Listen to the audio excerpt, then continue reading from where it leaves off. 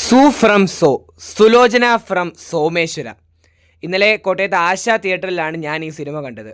Cinema കഴിഞ്ഞ് വീട്ടിലെത്തിയപ്പോൾ ഈ പാട്ടെങ്കിലും ഒന്നും കൂടി കാണാതിരിക്കാൻ എനിക്ക് തോന്നിയില്ല. ഇതെന്തൊരു സിനിമയാണെന്നോ, കന്നഡയിൽ നിന്ന് ഒരു മലയാള സിനിമ. സത്യത്തിൽ ഈ സിനിമയെക്കുറിച്ച് പറയാൻ വാക്കുകളില്ല. പച്ചപ്പും ഹരിതാഭയും നിറഞ്ഞ മുത്തുപോലുള്ളൊരു ഗ്രാമം, അവിടെയുള്ള നാട്ടുകാർ, ഓരോ കഥാപാത്രങ്ങൾ, ആചാരങ്ങൾ, അവരുടെ രീതികൾ, പ്രകടനങ്ങൾ. ലിയോയും ജയിലറും പോലെ ഒരുപാട് അന്യഭാഷാ സിനിമകൾ നമ്മെ രസിപ്പിച്ചിട്ടുണ്ടെങ്കിലും ഇതുപോലെ പൊട്ടിച്ചിരിപ്പിച്ച ഒരു അന്യഭാഷാ ചിത്രം ഇതുവരെ വന്നിട്ടില്ല.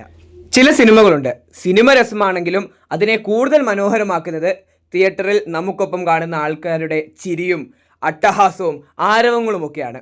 അത്തരത്തിൽ കാണാൻ സാധിക്കുന്ന ഒരു അടിപൊളി സിനിമ തന്നെയാണിത്. ഇതിലെ രവിയണ്ണൻ എന്നാ ഒരു കഥാപാത്രമാണെന്നോ.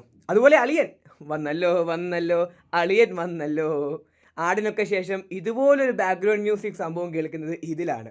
സിനിമ കഴിഞ്ഞിറങ്ങുന്നവർ എന്തായാലും രവിയണ്ണൻ്റെ ഫാൻസായി മാറിയിരിക്കും. അയ്യോ, രാജ്ബി ഷെട്ടി കൊടൂര വില്ലനായിട്ടുള്ള ആ പുള്ളി ഈ സിനിമയിൽ വരുമ്പോൾ എങ്ങനെയാണെന്ന് കണ്ടു തന്നെ അറിയണം. ചുരുക്കി പറഞ്ഞാൽ അച്ചടക്കമുള്ളൊരു കഥയിൽ നമ്മളെ ഞെട്ടിക്കുന്ന ഒരുപാട് കഥാപാത്രങ്ങൾ വന്ന് തുടക്കം മുതൽ ഒടുക്കം വരെ ഓരോരുത്തരും നമ്മെ ചിരിപ്പിച്ച് ഒരു വഴിയാക്കുന്ന മലയാള സിനിമ പോലെ തന്നെ കണ്ടു തീർക്കാവുന്ന അടിപൊളി സിനിമ. എനിക്ക് ആകെ തോന്നിയൊരു കാര്യം, മഴ പെയ്യുന്നു മദ്ദളം കൂട്ടുന്നു, വെട്ടം, മാന്നാർ മത്തായി സ്പീക്കിംഗ് ഒക്കെ പോലെ ക്ലൈമാക്സിൽ ഒരു കൂട്ടപ്പൊരിച്ചിനുള്ള എല്ലാ സാധ്യതകളും ഈ സിനിമയിലും ഉണ്ടായിരുന്നു. അങ്ങനെയും കൂടി ആയിരുന്നെങ്കിൽ സിനിമ വേറെ ലെവലെത്തിയേനെ.